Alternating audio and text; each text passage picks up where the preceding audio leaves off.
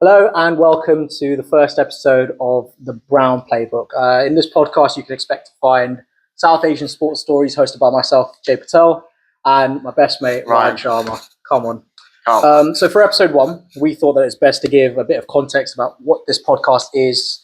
And we'll be giving you weekly episodes about all things that we've pretty much grown up speaking about, but there's not really been a culture of it around us. So how are you feeling about it, first of all? Yeah, good, man. Good. Excited. Good. Excited, right, man. Let's get it going to make it feel nice and natural because I'm a bit nervy still. Yeah. Pretty open question. Why is this podcast important for you to start? I think it's important because it's something I feel like we always talked about and we wanted when we were growing up. Like, there was a kind of a lack of role models of one Asian in professional sports and also just pursuing any career in sports. Yeah. But also anything in like a creative industry or something different than the norm of like a corporate life. Yeah. So to have people talk about this and the younger generation can kind of see how people have got into these industries, got into these careers and find out their story will hopefully help them fill the void that we had where we didn't really know anyone in these industries and kind of had to pave our own way. So just creating a community would be really good. It's like kind of similar for me.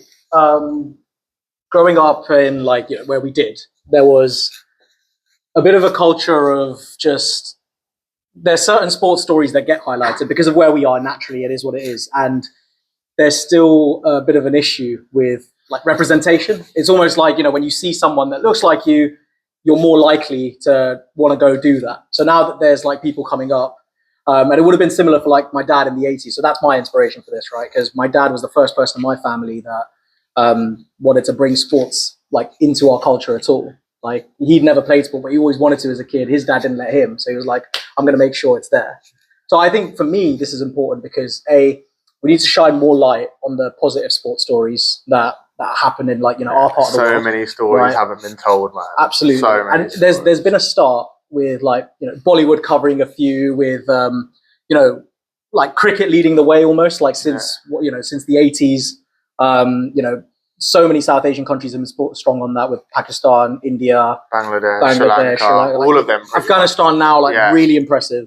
So I think in people from our kind of backgrounds know a little bit about it, but there's probably a lot that they don't. It's just what they see on the news and whatnot. So I think it's important to shine that. I think that's I think that's a great point because in terms of what you said about news, it's like just this is a great way to provide a platform, like have more of a voice and a media, like just being in the media because at the end of the day, like most of like the perceptions or perspectives people have come from media and the narratives around it.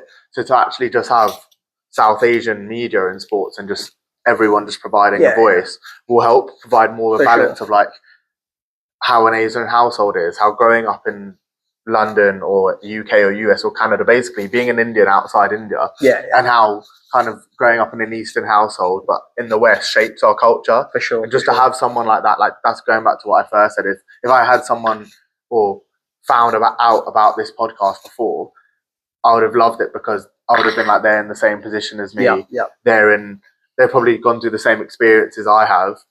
Like that's exactly what you want to relate to rather than going into like a career path, whether it's sports or being creative or slightly different and just not knowing where to even start, like not knowing what they look like. Like half of it is all just aspirational, right? When you see someone who's doing it, you think not only can I do it too, but you can actually relate to them a bit more rather than just be like, well, oh, no one really looks like me.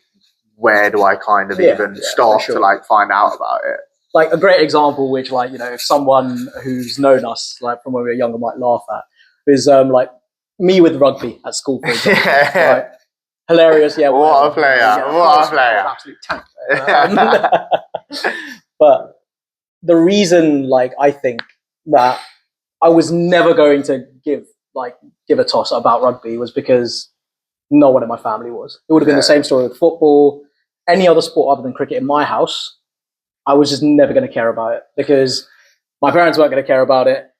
Like, there's no reason for me to. No, this is great. That's a great starting point because let's dig a bit deeper into that. Yeah, okay, cool. So you said rugby, football would have been the same. Yeah. Cricket was slightly different. Now let's actually dig into like why. Why would they not care about it when you went home and you were like in school? I played rugby today, and just going for that. Yeah, well, I'd say it's just lack of awareness. Yeah. So the only reason my dad cared about cricket is because that's what everyone played around him, because of what happened in his generation when he was a kid. So there was a reason for him to care, because there was like a want to play. So when he moved there, he took the first opportunity to pick up a ball for the first time at like 33. And but also, that didn't happen with any of the other sports, which was like kind of a bit of a mistake we made. That if you're going to be going to the kind of school that we went to, you want to have some exposure to all of them if you're going to be like a sporting kid, basically. Yeah. Whereas he took the approach of, this is all I know, we go for it, and it was great. I ended up being pretty decent at cricket, but anything outside of that, it was never going to happen just because of lack of awareness, to answer your question, basically. By the way, for context, guys, me and Jay were the only two Indians in like 120 people in our year. Hence why we're best mates. It had to happen, man. It had to happen. Otherwise, who knows what would have turned out like. No, it's true. But then I was having this convo with my mum yesterday, right? And I was speaking to her similar about this topic, but like not sports in particular, but anything outside of the norm. And I said, okay, what about is obviously Indian music, Bollywood music, Punjabi music, Bhangra is all massive, right? Yeah. What if I had a talent for singing, which I don't, right? Yeah. But then I all of a sudden wanted to become like an artist. Well, even though that's out the norm of like a super corporate field or doctor, lawyer, dentist, whatever, they would have been more supportive because they can relate to someone doing it. They've seen someone succeed doing that, and enough people to see it like a legit course of action. Exactly. Basically. So automatically you relate. Yeah, you just relate that with Punjabi culture, Indian culture, and just think, oh, like they would have supported me more in giving that a go than, for example, sport. Which is key. And the other one I was thinking about yesterday, and I remember we spoke about this when we were really young, was mindset. So we'll get onto loads of this, but one key thing I remember me telling you, what my dad said is obviously sports scholar, A teams in all of sport, but then even if Asian people are good within say the age range of like 8 to 18 or 19 before uni pretty much, my dad used to tell me, well, if you're not going to go pro, what's the point? And that is so detrimental, because even if you are really good at 18, you just stop. If you know what I mean. Or, of course, you play recreationally, you play with your friends, but that kind of pursuit of getting better, you just kind of go, well, if I'm not there now, then like, let's kind of just stop. And that's kind of the mentality they have, when I don't think it should be about that at all. Yeah. And that's happening, I think, in, I can only speak for Indian families, but I assume that would happen with other South Asian cultures as well, where that's coincided with an era in sports where you have to get into it so young. Yeah. So like football academies start, I don't even know. 6, 7, literally. Age of 6. So now if you're at, sports school, as you said, age of 11 when you started secondary school, if that's the message, even if there's the ability, everything else, even if everything else is in place, it's tough to make that happen if your own house ends up not seeing the point of it. Yeah. Right? Which is why, in a long-winded way, we're kind of coming back to that, which is why this is important, basically. Yeah. But how did you, what was your, I don't even know this, to be fair, what was your first intro to sport in general? Was it, because I know you're an Arsenal fan from day one, how did that happen? I don't even know the story about why you are an Arsenal fan. Is it just what you saw? Well, it's more just family around me, to be fair. Like, first memories of, well, my first Arsenal game was literally when I was 3. It was Arsenal v United, Millennium Stadium. Yes. And I remember I was 3. And I think mostly it's just because loads of older cousins, all my older cousins support Arsenal.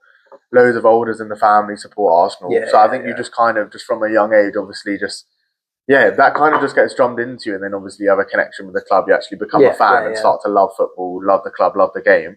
But I think that was kind of my earliest thing, because my dad, he's a sporty guy, but he is into football, but not as much other sports. Yeah. So he was take me to loads of Arsenal games and would come.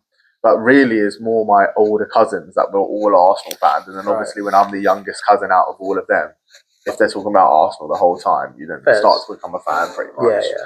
But what about you? How come you support United? Because Asians support a team that are red. Yeah, basically.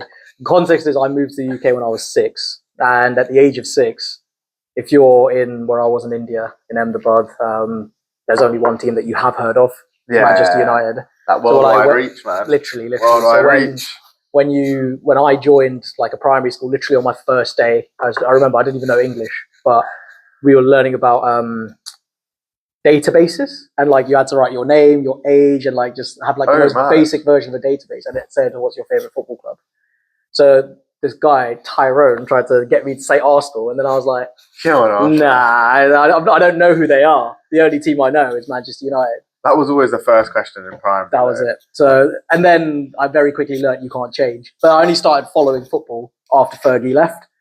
And that's who following football as much as like, my family kind of allowed. Not that they stopped me, but football was never on in the house. We didn't go to football games. So I just kind of kept up to date with it after 13. But didn't really know about like the fan culture, all of that stuff. That's more happened after I was like 20. Yeah. No, fair enough. Now, for me, I think it's from really early age, like, year 1, year 2, everyone's into football. It wasn't even match attacks back then. It was shoot cards. For me, it was just India cricket team. So literally, I remember from like the age of like 4 to 6, the only time there was any sport in my life was when everyone kind of got together for the cricket game. Or it's on everywhere you go if you're like busy. You'll go to a shop, it's there. Yeah. But that was like the only kind of fan culture. But when India plays cricket, it takes over the country, doesn't it? Everyone's watching. Yeah. Like, you have to be in the know there. Exactly. So no, that was my only thing. That was all it was going to be. And I guess I just understood more about more sports after, pretty much just speaking to you about it. Yeah. Really. And just like understanding why it's important.